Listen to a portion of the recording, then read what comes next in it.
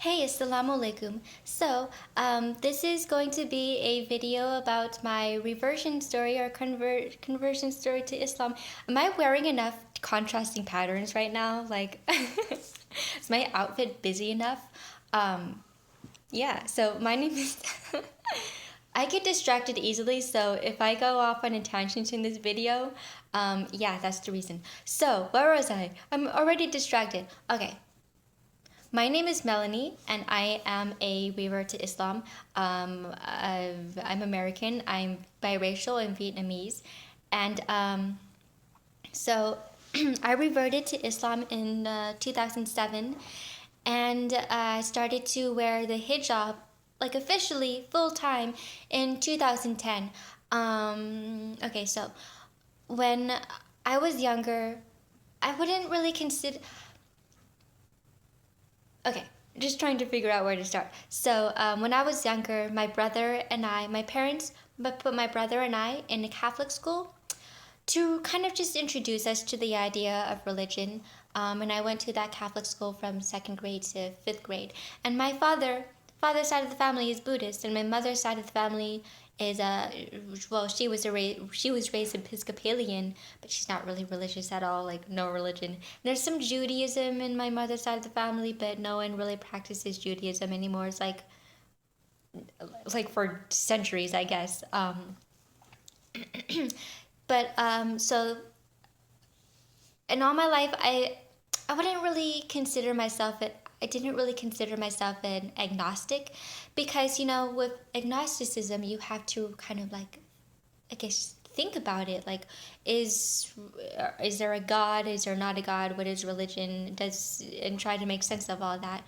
But I was introduced to the idea, the basics of religion when I was a child. The Trinity, and this is Jesus, and Catholicism, and Virgin Mary, and this is God, and this is a church, and all those things, and spirituality kind of things.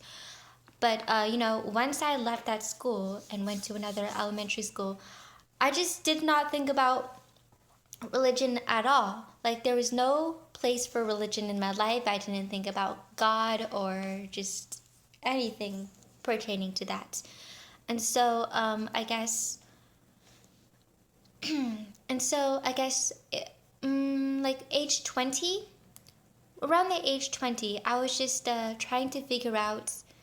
I felt different from everyone else, like in my personality versus my friends, and my values, and just the way I approached the world and saw the world and perceived everything, and it really made me think about who I am for the first time. And also at that time, like, I was at a city college at that time. I was like 19, 20. And all these male students were like sexually harassing me, and also just like calling me sexy. And that really bothered me because, at that time, I didn't really consider myself to be sexy. It it really took a long time for me to grow in my identity and femininity also. And also, my personality, like even before my reversion to Islam, because like Islam, it's a religion of modesty, and way before even I was a Muslim, my personality is like really extremely modest and shy.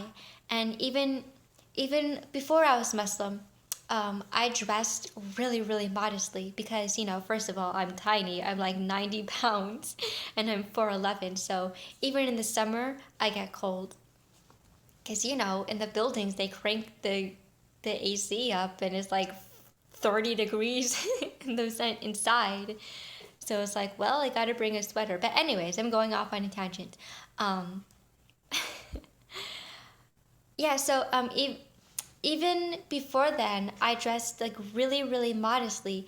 For conventional reasons, I was always cold, and plus, I just didn't like a lot of attention on me, and I just wanted to. I wanted people to focus on different aspects of me rather than how sexy I am or attractive I am or whatever. Like, focus on how intellectual I am.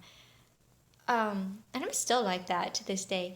Um, but I just felt so different from everyone else, and it really made me think a lot who I am and what do what do I believe in and everything. And I just felt lost and didn't know who I was and where my life was going and what does it all mean and what is this society, you know? And so it was also like around my 21st birthday. You know, in America, that's when you're legally allowed to start drinking. And so it was like maybe a week or a few days before my birthday, my 21st birthday, and all my friends and everyone was like, "Are you going to go out drinking on your 21st birthday?" And I was like, "No. No, I'm not." And people were shocked, like, "You're not gonna go out drinking on your 21st birthday? Everyone does that. Like, what's wrong with you?" But you know, I just never had any interest in alcohol. Like, to this day, I have never drunk any alcohol, like, never. Any beer, alcohol, vodka, or whatever. I just had no interest in it. And so like the fact that people were shocked that I just had no interest in going out to a club or bar on my 21st birthday and getting drunk and you know, doing that kind of thing, it just like it really I don't know, it just made me confused and angsty. It's like, why don't I fit into this world, into this society? Okay, so and then okay, just trying to think. I have an outline. I wrote it on a napkin so I just don't get lost and just keep rambling on about nothing or like going off on a tangent. So okay, 21st birthday, sexual harassment. Okay, so I guess like the next summer, I don't know, like the exact timeline. Like sometime in the summer, I just I was like on a I just found myself on an intellectual quest. Um, and then I just started to ask myself questions about religion. I guess this is where the agnosticism came into my life, just like briefly. Um, and the questions I started to ask myself intellectually, because like I was on an intellectual quest, like me being all intellectual and all. I'm so smart. Anyways.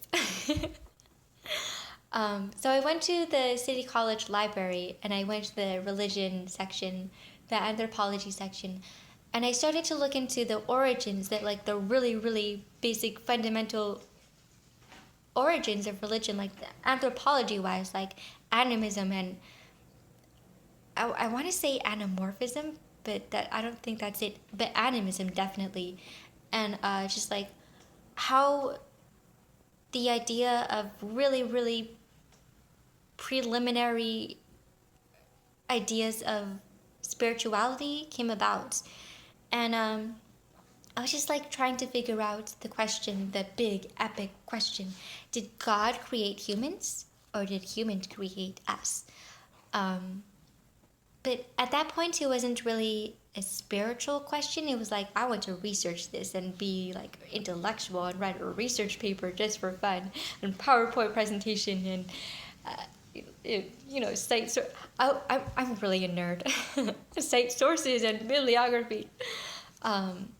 Yeah. So, but like, you know, so I was doing an intellectual quest on religion, but at that time, I was also trying to figure out who I was and why I felt so different in this society, in this world, and why am I different from everyone else? Why, like, like my personality and who I am, how I see myself. So I guess like the more I researched, the more it became less intellectual, and the more I started to think about myself in terms of spirituality. And at that time, I started to notice a lot more Muslim women around town, just like wearing, like wearing the hijab. And I was like, I like the idea of hijab. That's really nice. I wish I could wear that. And so, as time went on, the more I started to gravitate more towards religion, like spirituality wise. And I guess like Allah led me to Islam that way, because, for the first time I was like, Islam, I really, really want to look into that. And the more I researched into Islam, it was like just the more it sunk into my heart. Um, and kind of getting lost, trying to losing my train of thought. Um, yeah, losing my train of thought. Okay, uh, okay, yeah, trying to follow my outline.